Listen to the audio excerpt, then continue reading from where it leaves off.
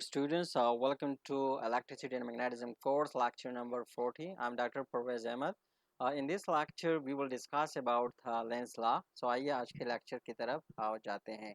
So experimentally, Lenz law can be stated like this कि experimentally हम Lenz law को कुछ इस तरह बयान कर सकते हैं या इसकी statement कुछ यूँ है कि an induced EMF always give rise to a current whose magnetic field opposes the change in the flux. ठीक है. ये हमारे पास एक स्टेटमेंट है लेंस लॉ की जो मतलब है which been results as a experimental observations. ठीक है. सो इसको हम एक्सप्लेन कैसे करेंगे या सिंपल वर्ड में हम इसको कैसे बयान करेंगे. सो सिंपली थोड़ा सा इसको मतलब आसान उर्दू में समझने की कोशिश करते हैं और फिर यहाँ पर जो ग्राफ है जो सिचुएशंस है जो कि ग्राफिकली इसको शोन किया गया है फिर उसके बारे में थोड़ा सा डिस्कस करेंगे और फिर इसकी कंसिक्वेंसेस के बारे में बात करेंगे. सो पहले आते हैं स्टेटमेंट की तरफ कि an induced EMF always give rise to a current. ठीक है. कि जो इंड्यूस ईएमएफ होता है किसी भी लूप में जो इंड्यूस ईएमएफ वो जनरेट होता है. ठीक है. उस इंड्यूस ईएमएफ की वजह से क्या होती है किसी भी लूप्स के अंदर वो करंट जनरेट होता है. ठीक है. Induce EMF always give rise to current.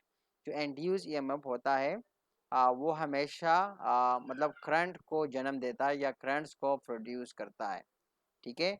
अब ये जो इंड्यूस ईएमएफ है ये जिस करंट्स को ये जनरेट करता है इसकी जो मैग्नीट्यूड है इसकी जो मैग्नेटिक फील्ड है. ठीक है. मतलब पहले इंड्यूस ईएमएफ करंट को जनरेट करता है फिर ये जो करंट जो जनरेट होती है वो मैग्नेटिक फील्ड को जनरेट करता है. अब ये जो मैग्नेटिक फील्ड है जो करंट की वजह से जनरेट होती है ये क्या करती है it opposes the change in the flux. ये फ्लक्स में जो चेंज है उसको अपोज करती है. ठीक है. मतलब थोड़ा सा इसको समझने की कोशिश करें. पहले इंड्यूस ईएमएफ जनरेट होता है एक सिचुएशन हमारे पास होता है. For example we have the setup like shown here. Okay. यहाँ पर एक सेटअप आपको दिख रही है कि हमारे पास क्या है ये एक लूप है जिसमें मतलब पर्टिकुलर नंबर ऑफ टर्न्स है that is you can count it 1 2 3 4 5 5 numbers of turn. एक बार मैग्नेट्स को हम इस लूप की तरफ वो मूव कर रहा है. ठीक है. अब जब हम इसको मूव कर रहा है तो यहाँ पर क्या होता है इसकी मोशंस की वजह से यहाँ पर वो करंट मतलब एक पहले तो यहाँ पर एक इंड्यूस ईएमएफ जनरेट हो रही है और इस इंड्यूस ईएमएफ की वजह से इसमें क्या हो रहा है इसमें यहाँ पर वो करंट एराइज हो रहा है. ठीक है. जब यहाँ पर करंट जनरेट हो रहा हो तो according to the Ampere law इसमें क्या होती है ये जो करंट है it gives rise to a magnetic field. ठीक है. इस करंट्स की वजह से इस लूप के गिर्द ये जो लूप है जिसमें ये मतलब पहले तो इसमें जो करंट जनरेट होता है इसी करंट्स की वजह से इसमें क्या होता है मैग्नेटिक फील्ड जनरेट होती है. ठीक है. और वो जो मैग्नेटिक फील्ड है जिसकी रीज़न यही करंट है मतलब इसी करंट की वजह से जो इस लूप के गिर्द मैग्नेटिक फील्ड वो प्रोड्यूस हो रही है वो मैग्नेटिक फील्ड इसी बाहर मैग्नेट की वजह से जब फ्लक्स को हम चेंज करने की कोशिश करते हैं तो ये जो फील्ड है ये फील्ड उस चेंजिंग फ्लक्स को अफोर्स करता है. मतलब सिचुएशन इज सैम्पल कि यहाँ पर जब हम बार मैग्नेट्स को मूव कर रहे हैं. ठीक है. जब इसको हम मोशन दे रहे हैं तो इसकी मोशंस की वजह से ये जो लूप है इसमें हम फ्लक्स को चेंज करने की कोशिश करते हैं. We try to change the flux in this loop. लेकिन यहाँ पर जो सिचुएशन बन गई है पहले से सिचुएशन बन गई है. सिचुएशन क्या है कि इनिशियली इसकी मोमेंट की वजह से मतलब यहाँ पर इंड्यूस ईएमएफ जनरेट होता है. उसी इंड्यूस ईएमएफ की वजह से हम कहते हैं करंट फ्लो करती है इसी लूप के अंदर और जब करंट फ्लो करती है तो फिर इसी लूप के गिर्द क्या है मैग्नेटिक फील्ड जनरेट होती है. और वो जो मैग्नेटिक फील्ड है वो इसी डायरेक्शंस में वो इस तरह प्रोड्यूस होती है कि यहाँ पर जो फ्लक्स चेंज है या फ्लक्स चेंजिंग की हम कोशिश करते हैं ये उस फ्लक्स की कोशिश को अफोर्स करती है. मतलब जो फ्लक्स जनरेट हो रही हो या हम फ्लक्स में चेंज लाने की कोशिश करते हैं due to motions due to moving this magnet toward or away from the loop. ठीक है. सो वो क्या करते हैं, वो जो मैग्नेटिक फील्ड है वो इस मोशंस को या जो चेंज इन फ्लक्स है उसको अपोज करता है। ठीक है, वो प्रीवियस क्लास में हमने इसको पढ़ा हुआ है कि लेट्स सपोज ये हमारे पास सिचुएशंस है। एक सिचुएशन इस तरह है कि यहाँ पर हम कहते हैं कि मैग्नेटिक फील्ड ये करंट इस डायरेक्शन में मूव करे, तो यहाँ पर मैग्नेटिक फील्ड एक पर्टिकुलर डायरेक्शन में वो प्रोड्यूस कर रही है। ठीक है, अब यहाँ पर जब हम ले, ये हमारे पास बार मैग्नेट है, तो लेट्स सपोज यहाँ पर इस बार मैग्नेट का north pole is toward the loop. अब जब हम इसको मोशन कर रहे हैं, मोशन दे रहे हैं टुवर्ड द लूप, और इसमें पहले से मैग्नेटिक फील्ड वो जनरेटेड है, तो इसका जो मतलब है, जो मैग्नेटिक फील्ड वो जनरेट होती है वो इस तरह जनरेट होती है कि उसका जो मतलब है, I mean it's behaving like a north pole for this bar magnet. ठीक है, जब बार मैग्नेट हो उसकी तरफ वो मूव करते हैं, तो वो जो मैग्नेटिक फील्ड जनरेट होता है, उसका क्या है कि उसका जो मैग्नेटिक फील्ड है, मतलब इट बिहेव लाइक कि उसका जो नॉर्थ पोल है it is toward this north pole.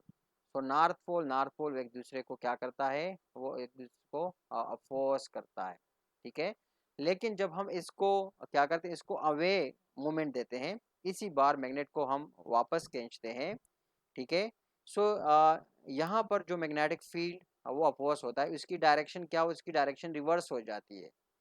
तो जब हम इसको अवे खींच रहे होते हैं, तो इसकी करंट की जो डायरेक्शन है वो मतलब काउंटर क्लॉक, अगर ये let suppose counter anti clockwise है तो फिर ये क्लॉकवाइज हो जाती है। तो सिमिलरली जो मैग्नेटिक फील्ड है, जो मैग्नेटिक फील्ड जनरेट हो रही है, उसकी डायरेक्शन भी रिवर्स हो जाती है। So then it behave like a south pole. So south और नॉर्थ एक दूसरे को अट्रैक्ट करती है, तो जब हम इसको अवे मोशन देते हैं, सो ये क्या करते हैं कि नॉर्थ और साउथ एक दूसरे को अट्रैक्ट करते हैं, सो अगेंस्ट ये उस चेंज को अपोज करती है।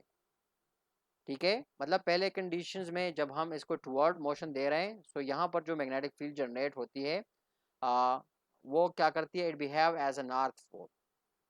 सो पहली केस में भी ये मोशंस को या जो चेंजिंग फ्लक्स है उसको अपोज करती है, और दूसरे केस में जब इसको अवे खींच रहे होते हैं तो यहाँ पर अगेंस्ट पोलैरिटी चेंज हो जाती है।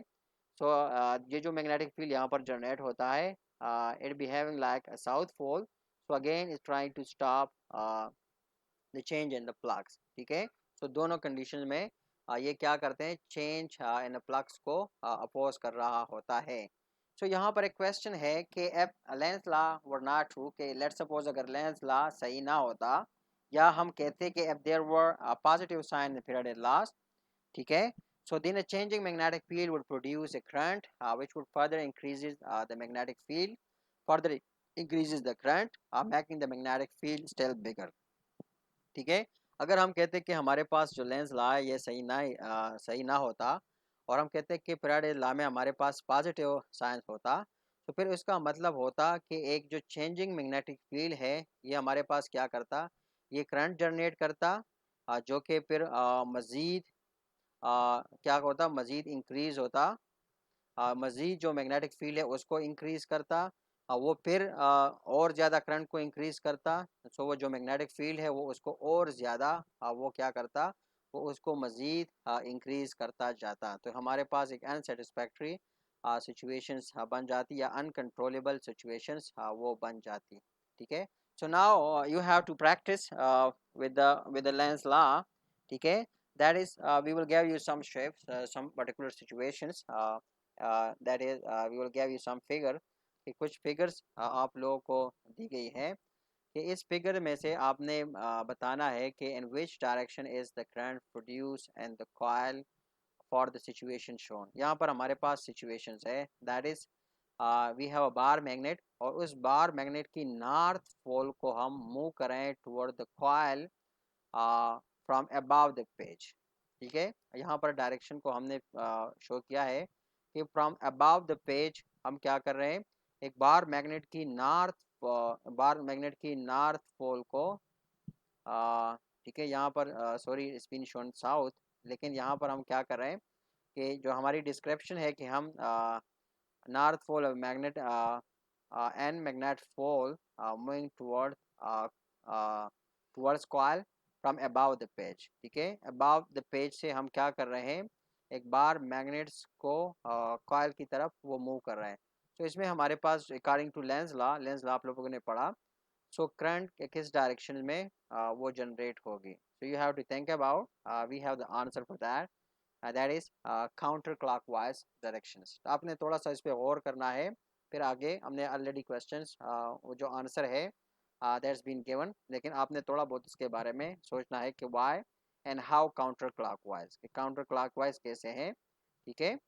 Then again we have the situations कि we have an magnetic poles के नॉर्थ पोल है मैग्नेट का, and that is been moving toward the coil in the plane of the page, ठीक है। तो जो coil है that is been lying in the plane of the page, so you have to predict in which directions are the current, in which directions uh, the current will be induced, ठीक है, कि current किस direction में induce होगी, आपने इसको predict करना है, and then you have to justify your answer, ठीक है। यहाँ पर हम देंगे कि no current will be produce. Why no current will be produce, you have to justify the reasons कि करंट हमारे पास क्यों इंड्यूस नहीं होगी, ठीक है। Against we have another situations, that is we are pulling the coil to the right out of a magnetic field that point out of the page, कि हमारे पास एक मैग्नेटिक फील्ड है जिसकी डायरेक्शन है आउट ऑफ द पेज, ठीक है, और हम इसमें से क्या कर रहे हैं, पुलिंग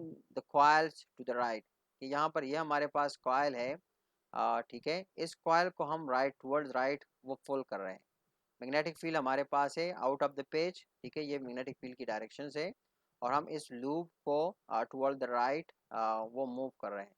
तो करंट हमारे पास किस डायरेक्शन में वो इंड्यूस होगा, against it's been in the counter clockwise directions. ये आप लोगों ने क्या करना है, ये आप लोगों ने उसको समझना है। फिर एक सिचुएशन हमारे पास है कि shrinking a coil in the magnetic field pointing and to the page. इसके बारे में आप लोगों ने सोचना है कि जब हम क्या करेंगे, एक कॉइल्स को श्रिंक करेंगे मैग्नेटिक फील्ड के अंदर, और मैग्नेटिक फील्ड हमारे पास ऐसा हो कि उसकी जो डायरेक्शन है pointing and to the page. So again, in these situations, we will have the magnetic field that will be induced in the clockwise directions.